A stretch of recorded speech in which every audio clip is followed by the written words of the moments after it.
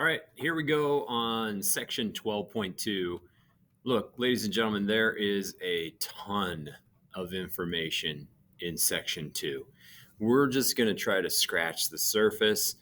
Um, we could probably spend 3 or 4 days on this section. We just don't have that much time. So I hope that doesn't cause you too much anxiety when you look at, like, if you do look at the textbook, there's a ton of questions, like 60 some or whatever questions, and we're not going to get to them all. Okay. We're just going to focus on three main transformations. Okay. So I need you to set up your notes just like I've got them right here. Okay. And the three transformations that we're going to focus on to the y equals x squared, this is called the parent function, to the parabola, to the basic parabola that we know, is a horizontal shift, a vertical shift, and a stretch. And I'm going to put vertical stretch on this, or compression. So this one's going to be a little tricky down here, and I'm going to walk you through them, and then we're going to try a bunch of problems, and hopefully I make it clear enough where you can have success. If I don't make it clear enough, you keep asking me questions until you're like, I get this. Okay. So first thing we've got to understand is what the heck a parent function is. Okay. So it's like the most basic quadratic that you can have. Do you remember the other day when we had ax squared plus bx plus c? Do you notice how there's no like bx here and there's no c over here? And the leading coefficient is a 1. This is the basic parent function for a quadratic. And let me show you what that looks like. So we have this basic parabola. Its vertex is at the origin at 0, 0, right? And so I've got that parabola turned on. Let me turn it on and off for you here. So it's the red parabola, right?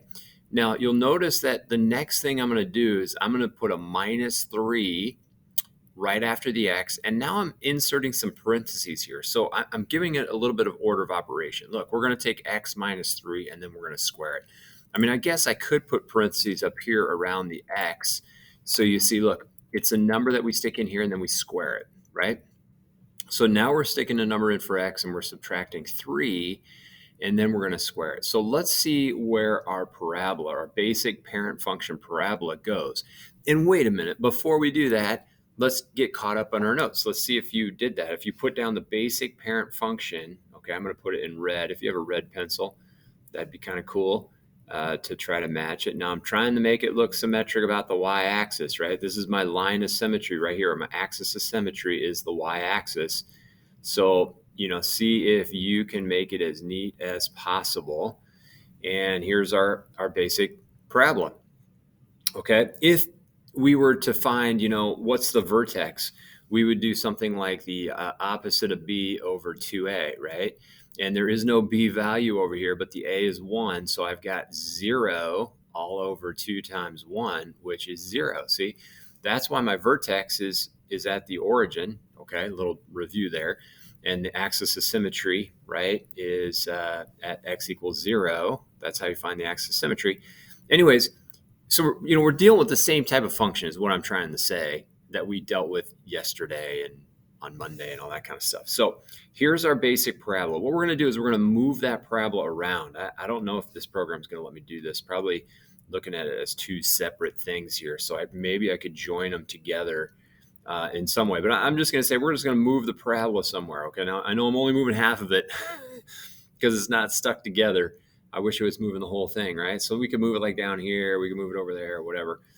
So I hope that's not too confusing. I'm only moving the right side. We're going to move both sides of the parabola. Okay. So here it goes. Here we go. I'm going to turn this on, and then we're going to discuss like what happened to our parabola. Where do you think it's going to move? Is it going to move to the left? Is it going to move to the right? Is it going to move up? Is it going to move down with putting a -3 there? Okay. So here we go. Boom. It moved to the right 3. Right? So here's 1, 2, 3. I don't know if I like my scale so much there. Maybe that looks better. 1, 2, 3 to the right. Okay. That's interesting. It has a -3, but it moves it right 3. I wonder if it was a plus in here. Let's make it a plus in there. Oh man, it moves to the left 3. So that's kind of weird that it moves kind of the opposite of what we would think it would move.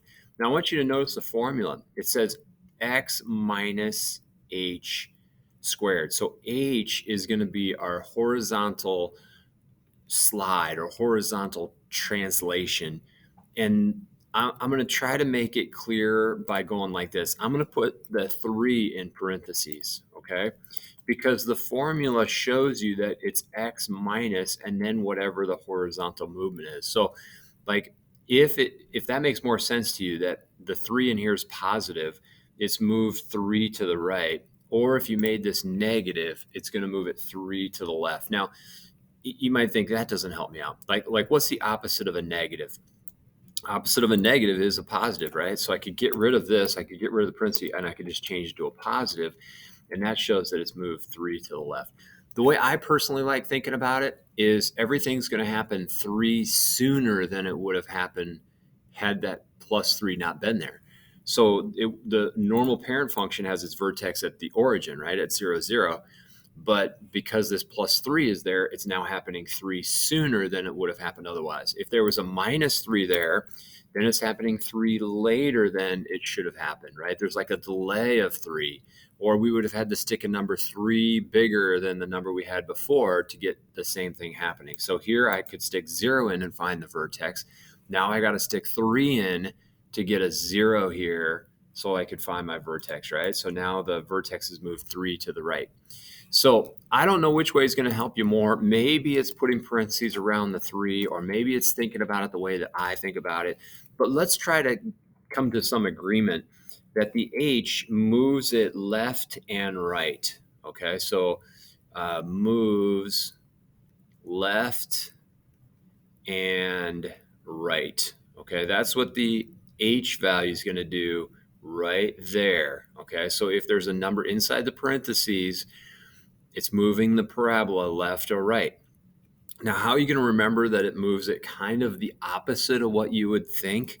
I'm not sure how you're going to do that, how you're going to think about that. But, if it's a minus 3, like get rid of the parentheses for a second, it's moving it 3 to the right. If it's a plus 3, it moves it 3 to the left. Okay. Now we can change that number right there, make it maybe a little bit clearer. So it moves it 6 to the left, or moves it 7 to the left, or moves it 4 to the left, or moves the parabola 2 to the left, right?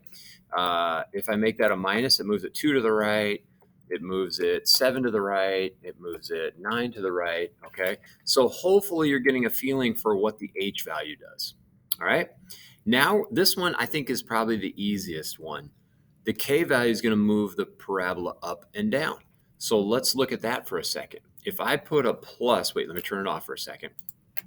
If I put a plus right out here, like let's say plus 3, okay? Where do you think the vertex is going to go? Well, we've already talked about the 9 right here, moving it 9 to the right. So it's definitely going to be like over here.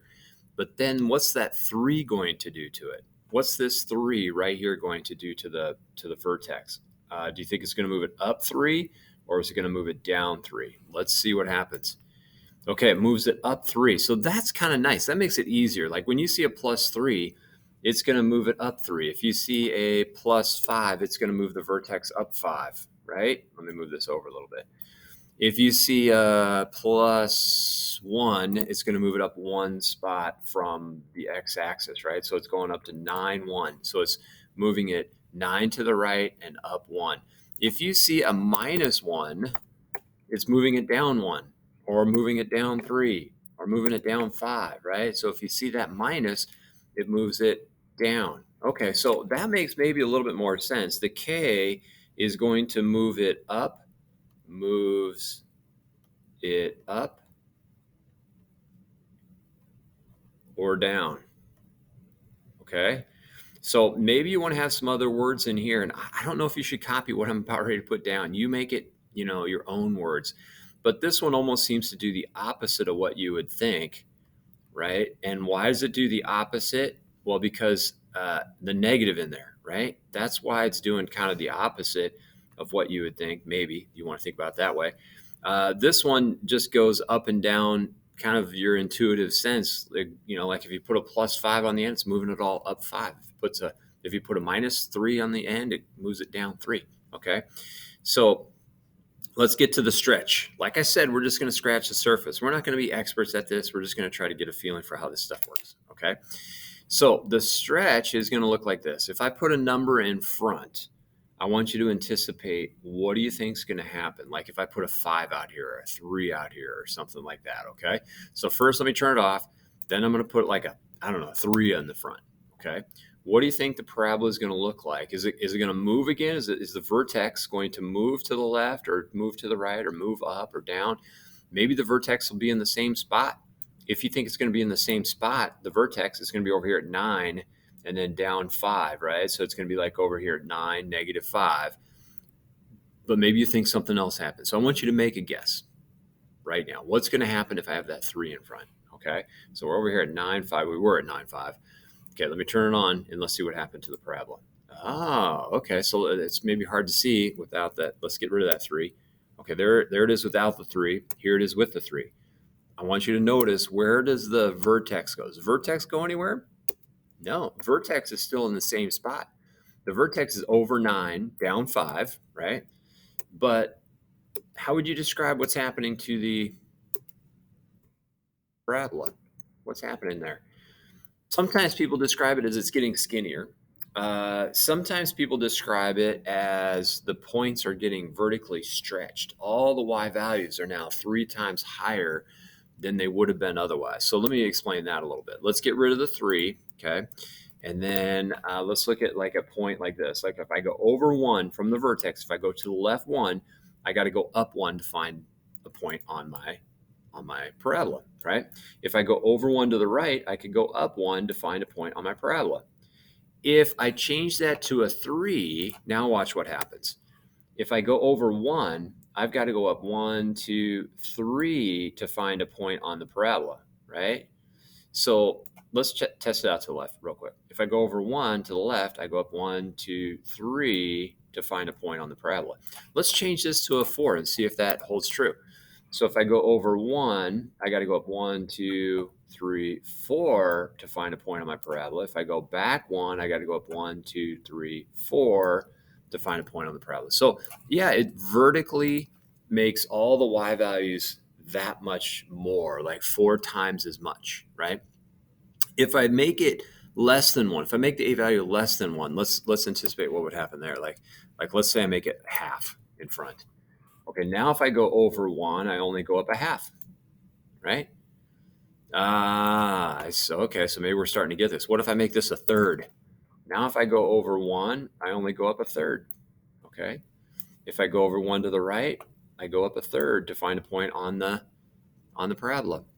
So this number out front vertically stretches, let's go back to a 3, vertically stretches the parabola. So makes it skinnier if you want to think about it that way. So vertically stretches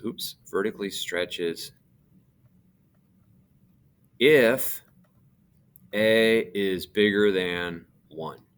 It vertically compresses, that's the words they use, it compresses if A is less than 1. Okay, so let's put an example down. Example would be like if A was equal to 3. And then another example would be like if A was equal to a half, right? So, hey, this is going to be a challenge today. We didn't even talk about reflections just now, but I'm going to put everything on pause. I want you to try as many homework problems as you can, and then we'll see how we're doing. All right? Thanks for watching my video.